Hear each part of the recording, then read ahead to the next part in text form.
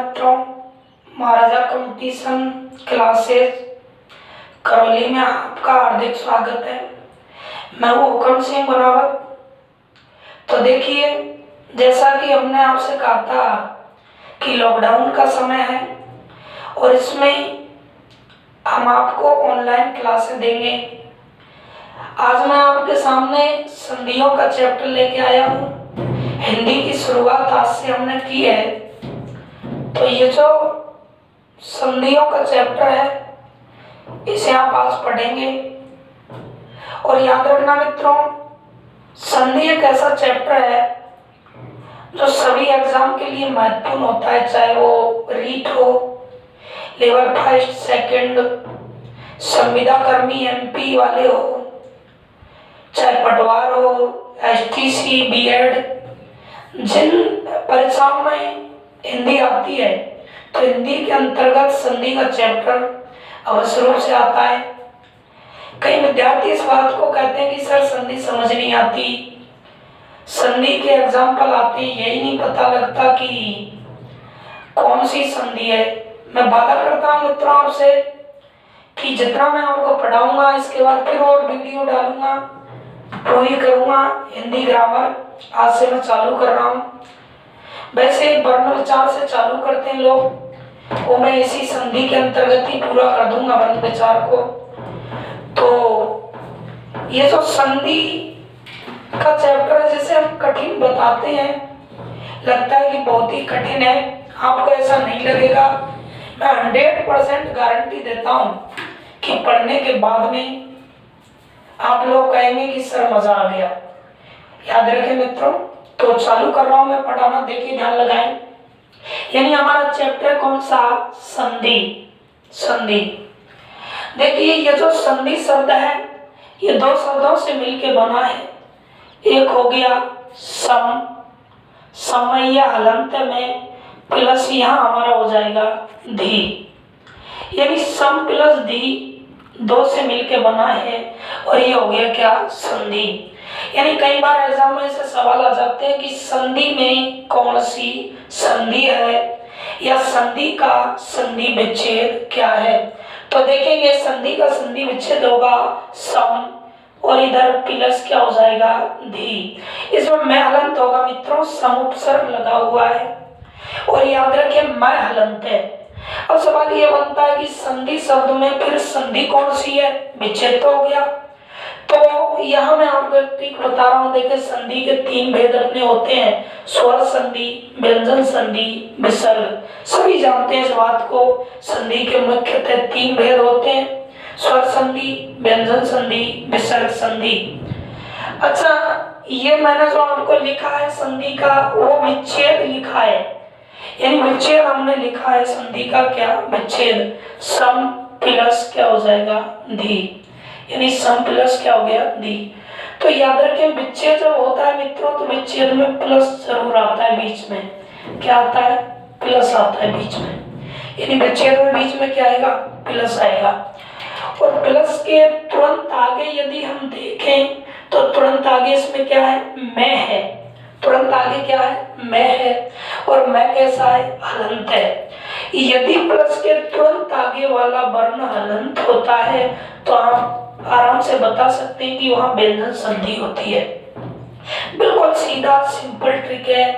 Plus देखिएगा, क्योंकि विच्छेद के लिए हम बता रहे हैं, विच्छेद होगा तो प्लस आएगा और प्लस के आगे वाला वर्ण यदि हलंत है तो समझिएगा कि वहां संधि कौन सी है? तो संधि हो जाएगी मित्रों व्यंजन।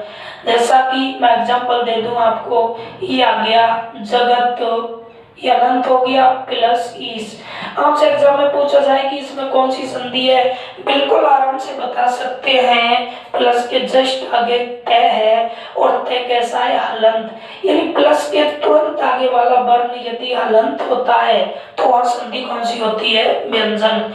ऐसे एक एग्जांपल मैंने दे दिया आपको, वाक है प्लस यहाँ क्या दे दिया मित्रों? ईस। अब आप देख पा रहे होंगे प्लस के तुरंत आगे वाला जो वर्ण है क्या है? कै। और कै वर्ण कैसा है मित्रों? हलंत है। हलंत संस्कृत में इसे हलंत बोलते हैं। अच्छा, हलंत का मतलब होता है स्वर रहित यानी इसमें कोई भी स्वर की मात्रा नहीं है। अब ये क्या कैसा है, हलंत है, तो यह संधि हलंत इसलिए हो जाएगी कौन सी, व्यंजन। इसी प्रकार से और भी कई एग्जाम्पल हम देख सकते हैं, जैसे कि आ गया सुपो और मैंने दे दिया प्लस, या क्या दे दिया अंत। अब आप देख पा रहे होंगे मित्रों, प्लस के तुरंत आगे क्या है, पे, और पे कैसा है, हलंत है, तो तुरंत आगे वाला हलंत है ये पे, इसलिए संधि हो जाएगी अपनी कौन सी, व्यंजन। इसके बाद में देखिएगा और देखें, ध्यान लगाएं, और एग्जाम्पल हम कई एग्जाम्पल दे सकते हैं, जैसे कि मैंने आपको दे दिया यहाँ पर अगला, ये दे दिया सट, ये लिखा प्लस, यहाँ लिखा मित्रों क्या, आनंद। अब आप आराम से बता पाएंगे, प्लस के जस्ट आगे क्या है, टे, और टे वर्ण कैसा है मित्रों, हलंत है, ये टे वर्ण भी हलंत है, इसीलिए संधि हो जाएगी कौन सी, व्यंजन, यानी कौन सी हो जाएगी, व्यंजन। तो आराम से कितने ही एग्जाम्पल हम कर सकते हैं, टे की याद रखिएगा, प्लस के तुरंत आगे वाला वर्ण यदि हलंत हो, ये भी हलंत हो गया, हलंत, इधर देखेंगे हलंत से संधि हो जाती है व्यंजन। तो इसी प्रकार से और भी एग्जाम्पल आप देख सकते हैं, जैसे कि ये आ गया अपना सम प्लस, और यहाँ जाएगा दोस्तों क्या, विधान, यानी क्या आ जाएगा अपना विधान। तो आप देख पा रहे होंगे प्लस के जस्ट आगे मैं है, और मैं कैसा है, हलंत है, संधि हो जाएगी व्यंजन।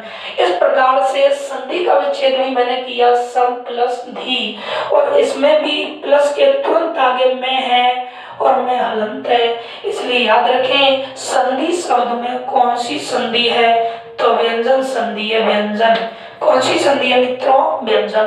तो यहाँ तक कोई दिक्कत नहीं है, आराम से बता पाओगे। संधि में कौन सी संधि है, व्यंजन संधि है। व्यंजन संधि की पहचान क्या है, प्लस के तुरंत आगे वाला वर्ण हलंत होता है, यानी ये हलंत है, हलंत का ये चिन्ह होता है मित्रों, इस तरह से ये लगा होता है वर्ण पे। इससे तात्पर्य है कि उस वर्ण में कोई भी स्वर मात्रा नहीं है। तो इस तरह हम कितने ही एग्जाम्पल पहचान सकते हैं। अब इसके बाद में देखें, अपनी संधि बच गई दो, एक हो गई स्वर संधि और एक हो गई व्यंजन। तीनों को हम देखेंगे कैसे पहचान पाते हैं। पहले मैं आपको पहचान बताऊंगा सारी संधियों की, उसके बाद में फिर मैं पढ़ाना चालू करूंगा। ध्यान लगाएं, बात आती है मित्रों स्वर संधि की, यानी स्वर संधि जो है उसको हम कैसे पहचान पाएंगे, दिए गए एग्जाम्पल में कैसे पता लगेगा कि स्वर संधि है या नहीं है। तो देखेंगे, ध्यान लगाएं आप, किसी प्लस के आगे वाला वर्ण जो हो, यदि वो उस पे स्वर की मात्रा लगी हो तो आप आराम से बता सकते हैं कि वहाँ स्वर संधि होती है। जैसा कि उदाहरण के लिए ये मैंने एक एग्जाम्पल दे दिया, श्री प्लस ईस, आराम से हम लोग बता पाएंगे। प्लस के तुरंत आगे देखिए ये क्या है, बड़ी की मात्रा है, यानी स्वर की मात्रा लगी है, संधि हो जाएगी स्वर संधि। स्वर संधि की यही पहचान है मित्रों, बहुत बढ़िया पहचान है। प्लस के तुरंत आगे स्वर वर्ण की मात्रा लगी हुई होती है, स्वर होता है, वही होती है कौन सी संधि, स्वर संधि। इसी प्रकार से अगला एग्जाम्पल मैंने आपको दे दिया, जैसे कि या मैं एग्जाम्पल दे दूं आपको, ये दे दिया मैंने आपको क्या, सुर प्लस ईस। अच्छा, सुर प्लस क्या, ईस।